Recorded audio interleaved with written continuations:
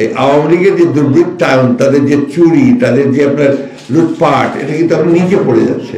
আমাদের বিদ্যুৎ খাতে যে দুর্নীতি হয়েছে এই বিষয়টা খুব ডিটেইলস আমাদের জাতীয় স্থায়ী কমিটির সদস্য, সাবেক বিদ্যুৎ প্রতিমন্ত্রী ইকবাল হাসান মাহমুদ টুকু তিনি একটা প্রেজেন্টেশন তৈরি করেছেন আপনাদের জন্য, এবং আমি মনে করি যে এটা শ্বেতপত্র প্রকাশের ব্যাপারটা চেয়েও একটু আকর্ষণীয় হবে, এবং যেটা আপনাদের রিপোর্ট থেকে নেওয়া সব কিছু, এবং সেগুলো সোর্সগুলো সমস্ত হচ্ছে আপনাদের রিপোর্ট থেকে এসছে, অর্থাৎ মিডিয়া রিপোর্ট থেকে এসছে। তো এই জিনিসটা আপনারা একটু, আমাদের অনুরোধ থাকবে যেটা কি, আপনারা এটা একটু ভালোভাবে প্রচারের একটু ব্যবস্থা নেবেন, কারণ এই রাজনৈতিক তর্ক বিতর্কে আপনার এই আওয়ামী লীগের যে দুর্বৃত্তায়ন, তাদের যে চুরি, তাদের যে আপনার লুটপাট, এটা কিন্তু আপনার নিচে পড়ে যাচ্ছে। এরা এক ধরনের সুবিধা পেয়ে যাচ্ছে। এই কথাগুলো আমাদের বারবার বলা দরকার।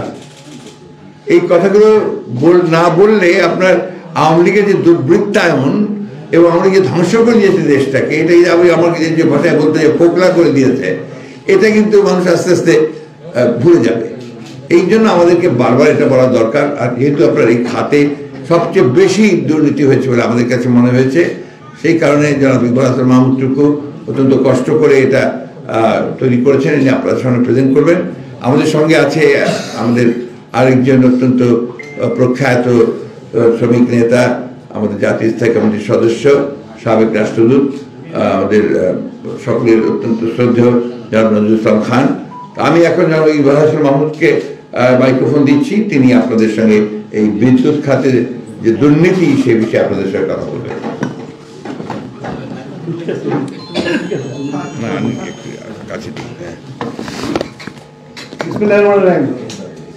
সবাইকে ইংরেজি নববর্ষের শুভেচ্ছা। আমি বিদ্যুৎ খাতের যে আওয়ামী লীগ ম্যাজিক দেখাতে চেয়েছিল, ম্যাজিক করতে যে বাংলাদেশের মানুষের কে সর্বশান্ত করে দিয়েছে। এবং আপনারা যারা এখানে আছেন প্রত্যেকে মাস শেষে বিদ্যুতের বিল পে করেন, বিশেষ করে প্রিপেড মিটার দিয়ে আপনারা যে বিল পেমেন্ট করেন, 100 টাকার কার্ড কিনলে 80 টাকার 20 টাকা চলে যায়, 80 টাকা থাকে বিল দিতে।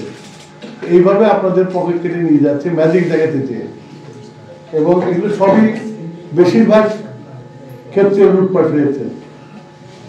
তো আমরা অনেকদিন ধরে স্টাডি করতেছি আওয়ামী লীগের যে উন্নয়নের যে স্লোগানগুলো চলছিল সেগুলোকে দেখে আমরা বিভিন্ন ক্ষেত্রে বিভিন্ন সেক্টরে আমরা যা কাজ করেছি, কাজ চলছে আমাদের।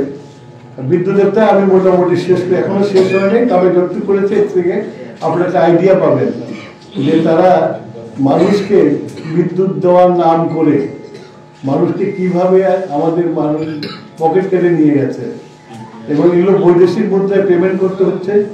এবং 2027 সালের পর থেকে এদেশে একটা ভয়াবহ ফরেন এক্সচেঞ্জ ক্রাইসিস হবে, এবং তার মূল কারণ হবে বিদ্যুৎ।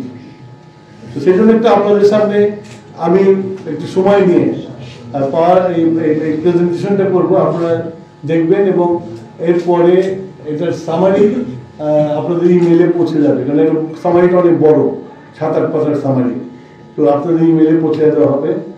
এবং আমি আশা করি যে প্রত্যেকটা সেক্টর ধরে আপনাদের পত্রগুলো আসা উচিত, এবং মিডিয়াতেও ইলেকট্রনিক মিডিয়াতেও আসা উচিত। এই জিনিসগুলো মানুষের জানা উচিত, কীভাবে মানুষের পকেট কেটে বিদ্যুৎ দেওয়ার নাম করেছে, এবং আজকে বিদ্যুৎ স্বপ্ন দিতেও দেওয়া যাচ্ছে না, বিকজ অফ জ্বালানি কিনতে পারতেছে না।